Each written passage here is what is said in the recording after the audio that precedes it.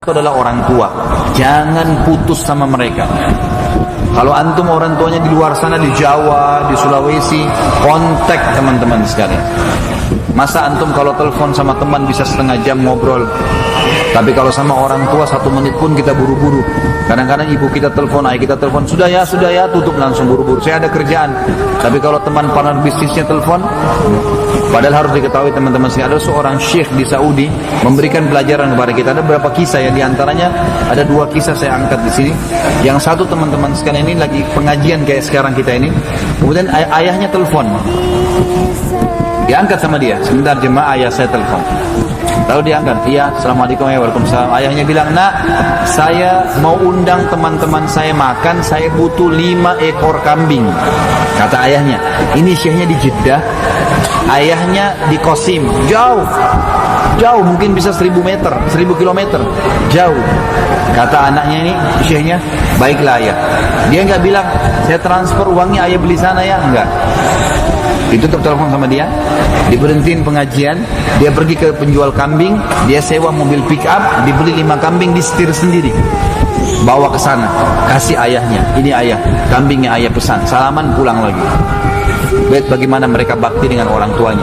Yang satu lagi ditelepon di pengajian nih, ibunya telepon, nak, ibu lagi perlu nak. Dia nggak bilang, maaf ibu saya lagi pengajian nggak? Baik ibu, tutup. Jemaah, ibu saya lagi putus sama saya, pengajian saya tutup. Kafatul majlis pergi, bubar. Langsung dia pergi ke ibunya, penuhin kebutuhan ibunya. Itu saking tahunya mereka tentang bakti orang tua.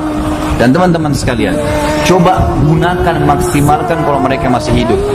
Apa salahnya kalau antum memberikan samponya, memberikan odolnya, memberikan sabunnya? Saya berbagi teman-teman sekalian. Saya punya ayah, alhamdulillah sekitar 80 tahun masih hidup di Makassar ya. Saya sangat bersyukur karena beliau masih hidup. Ibu saya sudah meninggal dari tahun 79. Saya masih 4 tahunan waktu itu. Tapi jelas ayah saya alhamdulillah masih ada. Dan saya setiap hari berusaha untuk telepon. Walaupun cuma sebentar, 1-2 menit saja. Antum coba telepon sehari, semenit 2 menit telepon. Assalamualaikum, salam, baik ayah, baik. Ada butuh sesuatu, tolong doain saya. Iya, tidak pernah saya tutup telepon setelah ayah saya doain lalu saya susah, nggak pernah. Kalau ada yang sedang siapin masalah, ayah doain ya, iya baik. Semoga Allah mudahin kamu, diberkahin, udah selesai. Selalu begitu teman-teman sekalian. Dan saya coba jalankan, ada satu wasiat seorang syekh di Jeddah. Ini kisah yang kita tutup dari silaturahim ini ya. Teman-teman sekalian, dia bilang saya lagi sholat, syekhnya lagi sholat Jumat. Tiba-tiba di saf tengah masjid ada orang ribut, kecamuk suara gitu, jatuh, tergeletak rupanya. Dia bilang habis sholat saya pegang mic, saya tanya ada apa di situ jemaah? Oh ada satu orang jatuh, syekh. Baik, berikan dia, lawangkan biar dia nafas. Terus tolong beberapa orang bawa ke rumah sakit, dibawa ke rumah sakit. Kata dokternya, ini sudah meninggal setengah jam lalu.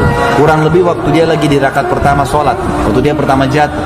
Orang itu pas sujud pertama di rakaat pertama meninggal dunia, mati. Kata dokternya sudah mati dari setengah jam yang lalu. Syekhnya bilang ini luar biasa orang. Ini berarti Allah tutup dengan husnul khatimah ya. Mati lagi sholat Jumat, di hari Jumat itu selamat dari fitnah kubur dalam hadisnya. Terus yang kedua sujud lagi, husnul khatimah.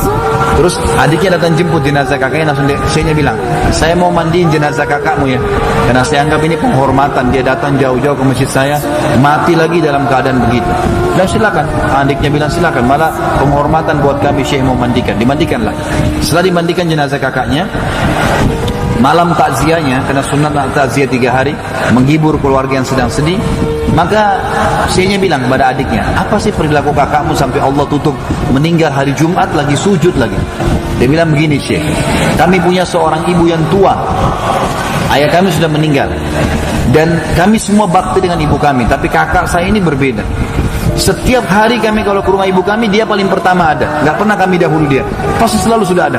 Sudah sih, dia laki-laki ya, dia rapiin bajunya di lemarinya, dia yang ambilin minumannya, disisirin rambutnya, dia yang perhatikan samponya masih ada atau sabunnya atau sudah habis, selalu. Kami nggak pernah bisa kalahkan dia di situ. Bayangin teman-teman, sampai sampo dan sabun.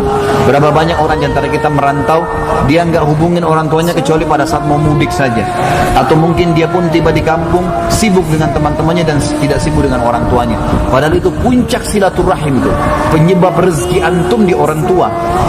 Baru masuk kerabat-kerabat terdekat, kontak mereka, hibur mereka, minta didoakan.